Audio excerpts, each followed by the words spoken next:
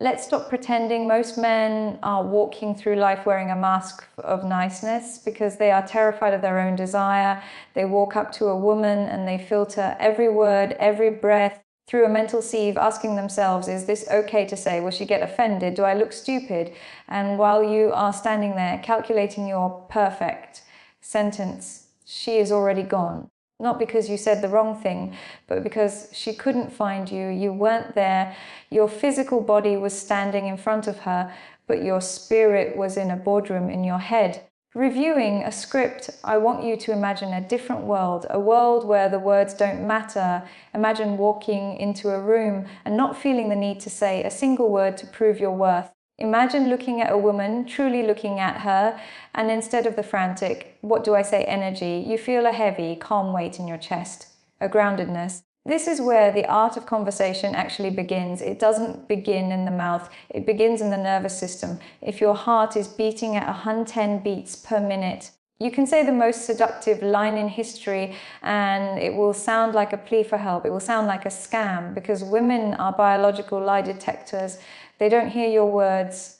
They hear your heart rate. They feel the tension in your shoulders. So the first step in this masterclass is the silence. Most men are terrified of silence. To them, silence is a vacuum that needs to be filled with noise, with jokes, with where are you from and what do you do? But to the seductive man, silence is a tool. It is a vacuum that pulls her in. When you ask a question and she answers, don't jump in, let her finish.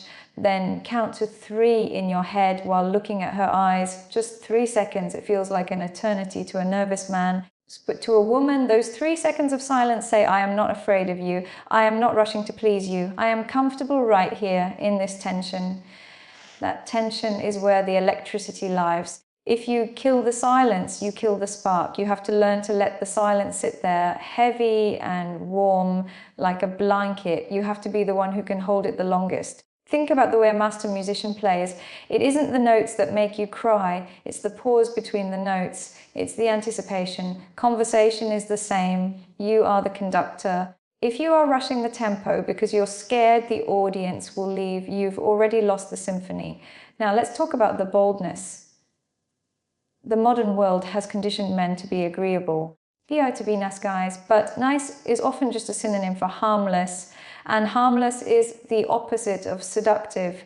If she says something you disagree with, and you nod your head because she's beautiful, you have just told her that your integrity can be bought for the price of a pretty face. You have just lowered your value below hers. A seductive man has a frame. His frame is his reality. If she enters your world, she must play by your rules. When she says something edgy or challenging, don't defend yourself. A man who defends himself is a man who acknowledges a higher authority. Instead, smirk. Look at her like a child who just said something cute but wrong. Say, you really believe that, don't you? That's adorable.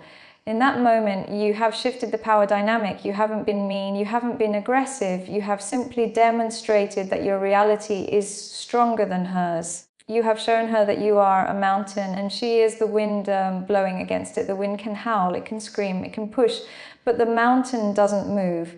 And deep down, every woman wants to find the mountain. She wants to know that if she throws her worst mood, her sharpest tongue, or her most chaotic energy at you, you will not break, you will just smile. Let's go deeper. We've talked about the mountain, we've talked about the silence, but now we need to talk about the penetration of the mind. Most men stay on the surface. They talk about the weather, they talk about the news, they talk about the what do you do, what is your name, what do you like to eat. This is the surface of the ocean. It's choppy, it's noisy, and it's shallow. There is no mystery there. There is no intimacy there. Intimacy is the why. When she tells you something about her life, most men listen to respond. They are waiting for their turn to speak. I want you to listen to understand. I want you to look for the thread. If she says, I spent the weekend painting, the surface man says, oh, that's cool. I like art too.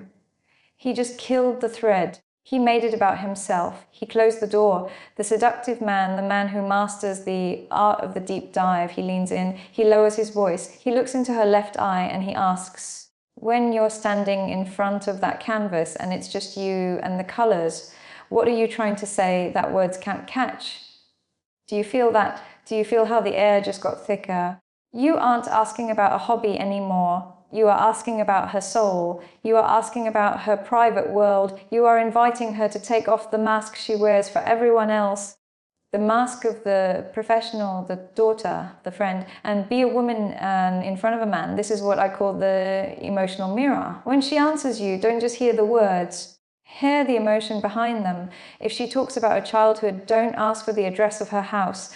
Ask her how it felt to be that little girl. If she says, "I was lonely," you don't say, "I'm sorry." You say, "I know that feeling, that quiet space where you're surrounded by people, but you feel like you're speaking a language no one else understands." Now, you are no longer two strangers talking. You are two souls recognizing each other. You have you have built a bridge of shared emotion. And once that bridge is built, she will follow you anywhere. But here is the secret that most men are too afraid to admit. Connection is not enough. Comfort is not enough. You can be the most understanding man in the world and still end up as the best friend. To avoid the friend zone, you must introduce sexual tension. Sexual tension is the heat that keeps the conversation from becoming a therapy session. It is the reminder that you are a man and she is a woman. And you introduce it not with comments, but with the gaze. While she is talking, I want you to stop looking at her eyes for just a moment. Let your gaze drop to her lips just for a second. Then look back up to her eyes and smile, a slow, private smile. You don't have to say a word. That one look tells her everything. It tells her, I hear what you're saying, but I also see who you are. I am aware of your body. I am aware of the space between us. And I am not afraid of the fire. Most men are so scared of being creepy that they become asexual. They try to hide their desire. They try to pretend they aren't attracted to her until they have permission. But desire is not a crime. Desire is a gift. When you own your desire, when you look at a woman and let her see that you find her intoxicating, you aren't being creepy, you are being honest. Honesty is the ultimate aphrodisiac. A man who can say, I find the way your mind works incredibly sexy, while looking her dead in the eye, is a man who is miles ahead of the guy trying to be polite. Now, let's talk about the leading. A conversation is a dance, and in a dance, one person must lead. If both try to lead, you trip. If neither tries to lead, you stand still. Most men wait for the woman to give them a sign. They wait for her to suggest the next topic. They wait for her to ask for his number. They are waiting for permission to be the man. Stop waiting. If the conversation is flowing and you feel that spark, don't let it fizzle out. Lead the environment. Say, it's too loud in here. Come with me. Let's go find somewhere where I can actually hear what you're thinking. Notice the phrasing. Come with me. It's not a question. It's an invitation. You are taking her by the hand, metaphorically or literally, and you are saying, I have a vision for where this night is going. Trust me. Follow me. Women don't want to be the ones making the decisions. They make decisions all day at work, at home, with their friends. When they are with a man, they want to relax. They want to let go of the steering wheel. They want to be with someone who knows exactly where he is going. When you lead the conversation, you are showing her that you can lead her life. You are showing her that you are a man of action, not just a man of words. Now we come to the part that most men get wrong. They hear the word vulnerability and they think it means weakness. They think it means opening up the floodgates and pouring out their traumas, their insecurities, their fears of being not enough. Let me be very clear, seduction is not therapy. If you vomit your problems onto a woman, you aren't being vulnerable. You are being a burden. You are asking her to mother you. And the moment a woman feels like she has to mother you, the sexual fire dies, it turns to ash. True masculine vulnerability is not about your weakness. It is about your truth. It is the ability to share the parts of yourself that are raw, but from a position of strength. It's the difference between saying, I'm so lonely and no one loves me, and saying, there are nights where the silence in my house is so loud it reminds me that I'm built for something more than just existing. I'm built for connection, and I won't settle for less. Do you see the difference? One is a plea for pity, the other is a declaration of standards. One is a collapse, the other is an opening. When you share your truth from a place of groundedness, you are giving her a map to your inner kingdom. You are saying, this is the terrain of my soul. It has mountains and it has deep, dark valleys. I am not afraid to walk through them. Are you brave enough to walk with me? This is how you create intimacy through power. Most men try to look perfect. They want to look like they have no flaws, no past, no struggles. But perfection is boring. Perfection is a wall. You can't connect with a wall. A woman falls for the cracks in the armor because that's where the light gets through. Tell her about a time you failed. But tell her how it forged the man standing in front of her today. Tell her about a dream you have that scares you, but tell her why you're going to achieve it anyway. When you do this, you aren't just talking, you are subcommunicating. You are subcommunicating that you are self-aware. You are subcommunicating that you are courageous. And most importantly, you are subcommunicating that you don't need her validation to be okay with who you are. Now, let's talk about the intimacy of the senses. As the conversation goes deeper, the physical world must follow. If you have been talking for an hour about the depths of the soul, but you are still sitting 3 feet away from her with your arms crossed, you are a liar. Your words are saying closeness, but your body is saying distance. You must bridge the gap, not with a move, not with something rehearsed, but with presence. As the topic gets more intimate, your physical space should get smaller, lean in, not because you're trying to hear her better, but because the gravity of the connection is pulling you together. Watch her reaction. If you lean in and she leans in, you are in flow. If you lower your voice and she lowers hers, you are in sync. This is the dance of proximity. A seductive man knows that the most powerful thing he can say isn't a word at all. It's the way he stops mid-sentence, looks at her lips, then back to her eyes, and just breathes. In that breath, you are acknowledging the elephant in the room. You are acknowledging that you are both animals. You are acknowledging that beneath the philosophy and the stories and the why, there is a biological pull that is older than language itself. Don't be afraid of that pull. Most men feel that tension and they get scared. They think they need to break it with a joke. They think they need to lighten the mood. Never lighten the mood. When the mood gets heavy, stay there. Sink into it. Let the tension build until it's almost unbearable. Let be the one to wonder what's going to happen next. Because when a woman is wondering, will he kiss me? Or what is he thinking? She is completely focused on you. You have her entire world in the palm of your hand.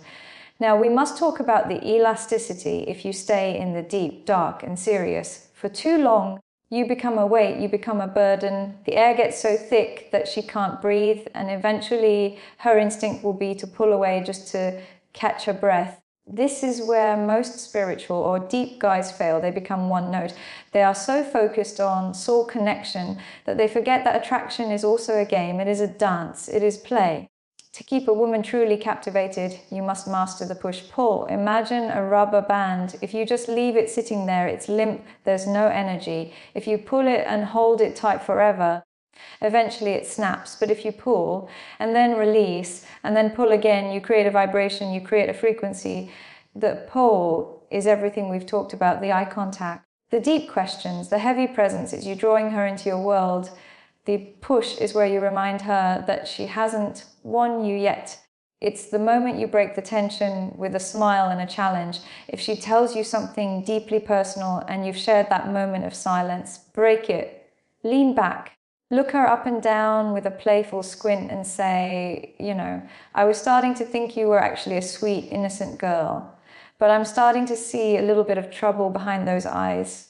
I should probably get out of here while I still have my dignity. Do you see what you just did? You gave her a push. You told her she might be trouble. You threatened to leave. In her mind, she was just feeling the pull of your intimacy, and suddenly you created a gap. Her natural instinct will be to close that gap. She will laugh. She will touch your arm. She will try to prove that she's worth staying for. This is the secret of the bold man. He is not a fan, he is a judge, a kind, playful but firm judge. He is constantly evaluating if she is a match for his energy.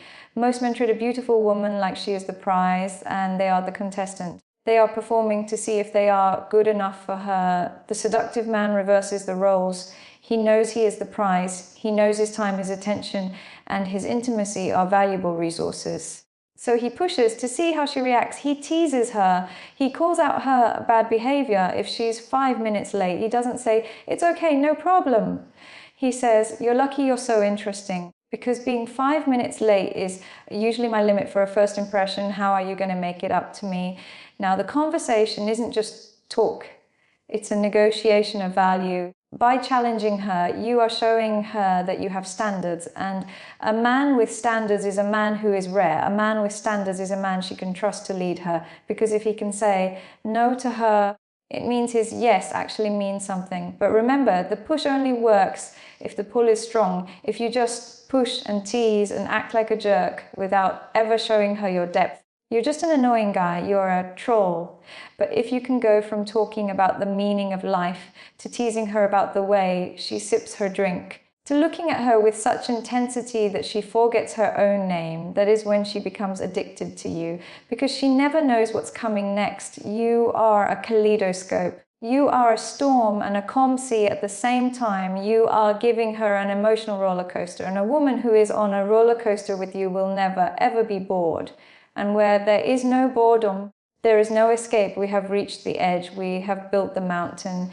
We have sat in the silence. We have dived into the why, and we have danced with the push and the pull. You have her mind, chords, and you have her emotions. But a man who only talks is eventually just a storyteller.